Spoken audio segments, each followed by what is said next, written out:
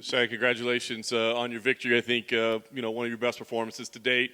How are you feeling right now after the victory? My hands hurt really bad. I never felt this kind of pain before in my hands, so I guess it's a good thing. Yeah, obviously very aggressive, very active out there. Was that the game plan from the beginning? Oh, for sure. The game plan was to be light on my toes, conserve my energy, use my jab, stick and move, and pick my shots. And how do you feel you executed out there? It was a heck of a fight, I thought. I think I did okay. I don't really know until I watch, but my coaches said I did all right, so they said I would be proud. So, can you talk about? It's been kind of a crazy couple of weeks for you, right? We saw a little bit of the emotion afterwards. You talked about you felt like you were at rock bottom. Can you just tell us, I guess, kind of, what the journey's been like for you to get here, I guess? A lot of personal things I won't talk about, but as far as my personal life, that's personal life, this is work life, but the COVID really messed me up. I was a COVID patient just 2 weeks ago, and if I didn't have my coaches who believed in me, my best friend and my parents, I wouldn't be here. And the power of believing in myself. When I got the fight, I was coughing up a lung, I was quarantined in my house. It was just 18 days ago, and they called me, and I didn't know if I was going to heal. But I believed in my skill, I believed in me, and I believed in my coaches and my team, and I just called them, and they were like, let's do it. So. Fighters can be a crazy bunch sometimes. So was there anybody in your ear trying to say, what are you doing? Don't take this. You're sick. Let's wait. Was there anybody saying, hey, let's not do this? My parents kind of thought I was nuts because, they're my parents. But they were like, are you sure you'll be okay? And I'm like, Mom. When I got the call, of course, I was really sick and I was nervous because, I couldn't even breathe. But I just told myself, if this girl ran up on me right now while I'm sick, would I fight her? And I told myself, yeah. So the fact that I had 18 days to actually heal up and prepare, not prepare because I was already prepared before getting the COVID. Just the fact that I had 18 days just to heal up and have a whole week with my coaches back in the gym, it was a blessing. It could always be worse. Anything in life can always be worse, and I'm just glad that we were able to push through it. Yeah. You guys are friends and fans of each other. Did that make it tougher in there tonight? Did it make it easier? Because it seemed like you were still kind of talking to her. And she likes to talk shit, so I knew, and I like to a little bit, so she didn't say one word to me in there. It was kind of nuts. I felt like all week she was saying, like, let's get that fight of the night, and, man, I hope we delivered. Yeah, so. Definitely entertaining. Still very early in your career, but, are you taking a look at rankings and standings and where you stand and all that? I'm 26 years old. I have a long career ahead of me. I'm healthy, and right now I'm going to need to take the next couple months off to handle some things that I've kind of tried to push off to get here. But I'm preparing to come back in the next 5-6 months, hopefully, if not sooner, and go from there. I don't like to talk about rankings. I don't like to talk about my next step because tomorrow is never promised, and I always live by that. So I take it day by day, and whenever Mick asks me to fight someone, I always say yes. I never say no to anybody. So,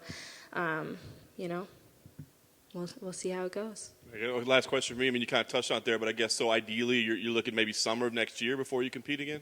Yeah, for sure. If my stuff that I can handle can go by quicker, then for sure. I'm always down to fight. But right now I need to take a little bit of personal break to handle my stuff. Hey, tonight you looked faster than you ever have looked before. I was wondering if that was something you specifically worked on in camp, or it just came with the strategy you employed by sticking a jab and staying on the outside?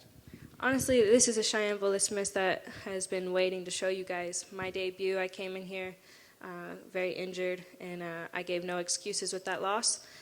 I came in here, I took my loss like any soldier should, and then my last fight, you guys didn't get to see much of me, and this fight, you guys got to see a lot of me. So, I'm excited for the next one you get to see of me. But tonight was everything that my coaches, Ray and Dennis, have known for years that I'm able to execute, and I'm just so happy I was able to do it with them in my corner.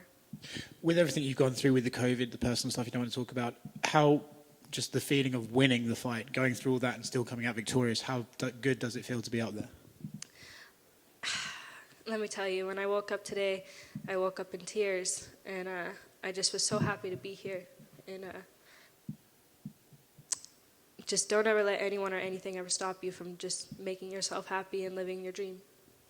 Thank you. I know you were talking about you had COVID just a couple weeks ago and everything. Your cardio was on point. Like, how easy was it to bounce back from, hacking up a lung to, going as hard as you went tonight? It wasn't easy. It was not easy, let me tell you that. My best friend, Destiny McCubbin, who's actually was in my corner tonight, when I got the call, was like 4 or 5 days after I tested positive. And when I got the call, me and Mallory are friends with each other on Instagram, and I see all my friends posting sparring photos with her, and I was just pissed. I mean, I called my best friend, and I was like, listen, I got to fight in 18 days, and I need to train. And my best friend was right there with me in the park sparring me, trying to heal me back up. And let me tell you, when I was gassing within like 2 minutes, and it was nerve-wracking, but she just looked at me and she just kept telling me, like, Cheyanne, you were in shape before this fight. Cheyanne, just believe in yourself. Like, you can do this, you can push through. We just got to get your lungs right. We just got to push the cardio. And as soon as I was able to heal up, and then last week Monday was my first day back in the gym for 2 weeks, I was out. My coaches were like, you're good to go. I mean, the first Monday practice back was obviously like, okay, like I could tell I was out for 2 weeks, but come Friday, Saturday, my last sparring, I mean, my coaches looked at me and they're like, you're ready, you have nothing else left in you, just go out there and fight. Congratulations. Thank you so much. Chai, congrats on the big win. Thank you. Right back in here, like you said you would be. Send a message to anybody going through some stuff like this as far as their MMA, boxing, Muay Thai career goes. Because we know you told us that you bet on yourself, you relocated to Vegas, you're on this journey, but what do you say to anybody who's thinking, do I do it? Do I commit? Do I take that leap of faith? Don't think and just go. I mean, for me, that's always been my way of thinking. Like, I have made a lot of bad choices in my life, but every bad choice I've made, I've always learned something good from it. So if you're ever thinking about something, just do it anyways. There can always be a good and positive thing out of any choice you make. Thank you. Congrats on the win. Thank you, guys. Hey, Cheyanne, just a quick one for you.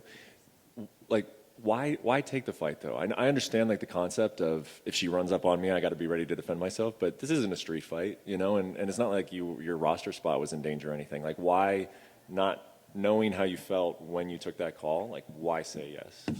I'm a fighter. That's what we do. This is my job. This is what I love more than anything.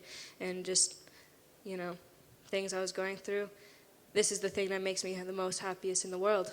So why not? I mean, I could be on my deathbed and I'll still want to fight. So for me, it was never even a question.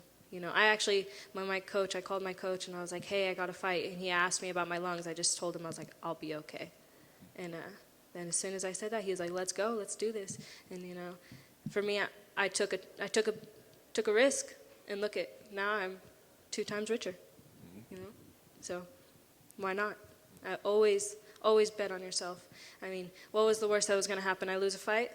Man, there's worse things in life that could happen than that. So that was my motto. And can you just, like, sitting there at that podium right now, knowing that you guys had a good fight and knowing that you would like a bonus, what is the rest of your night like? Do you pay attention to the fights? Like, do you find yourself, like, hoping, or, like, what is that like?